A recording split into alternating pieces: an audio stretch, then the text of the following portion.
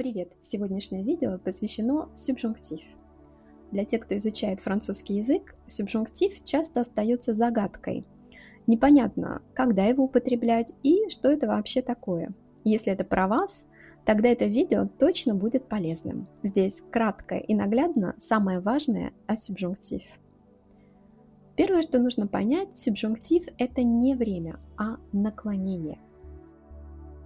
Почему оно вызывает больше сложностей, чем другие наклонения, например, изъявительное или повелительное?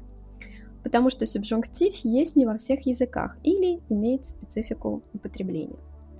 Например, в русском языке термин «сослагательное наклонение» часто используется как синоним условного, тогда как во французском субжунктив и кондиционель – это два совершенно разных наклонения. Во-вторых, раз это наклонение, то в нем есть несколько времен. Во французском языке, известном своей сложной временной системой, в субжунктив 4 времени. Одно настоящее, субжунктив présent, и 3 прошедших, passé, imparfait и plus que parfait. О, ужас, возможно, подумаете вы. Но я вас сразу успокою. Для повседневного общения достаточно знать только настоящее, субжунктив présent. Субжунктив passé используется реже и образуется по стандартной для сложных времен схеме вспомогательный глагол плюс причастие. А вот imparfait плюс que parfait, субжунктив, в устной речи практически не употребляются и считаются устаревшими формами. Так что если вы не собираетесь читать в поисках утраченного времени просто в оригинале в ближайшее время, пока они вам не понадобятся. Как образуется субжунктив présent? Для правильных глаголов, это первая и вторая группа, за основу берется корень формы третьего лица множественного числа настоящего времени. Например, для глагола «говорить» они говорят «il parle». Корень здесь «parle». Для глагола второй группы «réagir» «ils réagissent». Здесь будет корнем «réagissent». К этому корню добавляются следующие окончания. Если вы уже изучаете французский, то эти окончания вам знакомы. Они похожи на окончания настоящего времени présent и imparfait изъявительного наклонения. Просто запомните, окончания для форм мы, вы, nous, vous во множественном числе от imparfait, а остальные от настоящего времени. Что касается неправильных глаголов третьей группы, их, как обычно, придется выучить отдельно. Но для начала достаточно знать 4 самых употребимых. Это глагол быть, être, иметь, avoir, faire, делать и идти, aller. Вот как они спрягаются в субжунктив présent. А когда же используется субжунктив?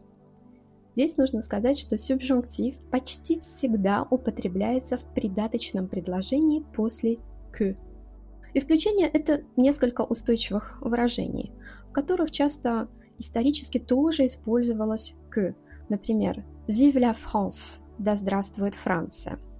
Но, как я уже сказала, основное правило – субжунктив не используется в главном предложении, а используется в придаточном, начинающемся с que. Очень важно также отметить, что именно глагол главного предложения определяет, нужен ли субжунктив в придаточном.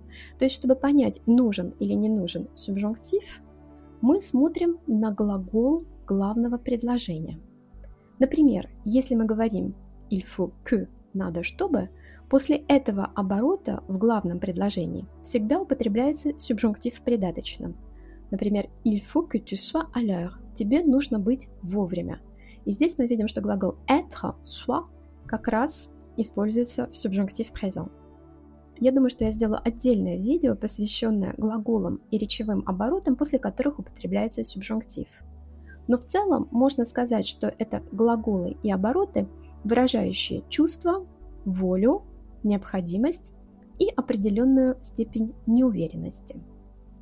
Подведем итоги. Что мы узнали о субжунктив? Во-первых, это наклонение, а не время. В некоторых языках его нет. Второе. В субжунктив 4 времени, но в речи активно используется только настоящее, présent. Третье. Субжунктив почти всегда употребляется в придаточных предложениях после que. И последнее. появляется субжунктив после глаголов и оборотов, выражающих эмоции, волю, необходимость или сомнение. Надеюсь, что это видео будет для вас полезным. Если остались вопросы, пишите в комментариях, обязательно отвечу. Не забудьте поставить лайк, нажать на колокольчик и подписаться. Это очень поможет мне в развитии канала. А пока, до скорой встречи. À bientôt!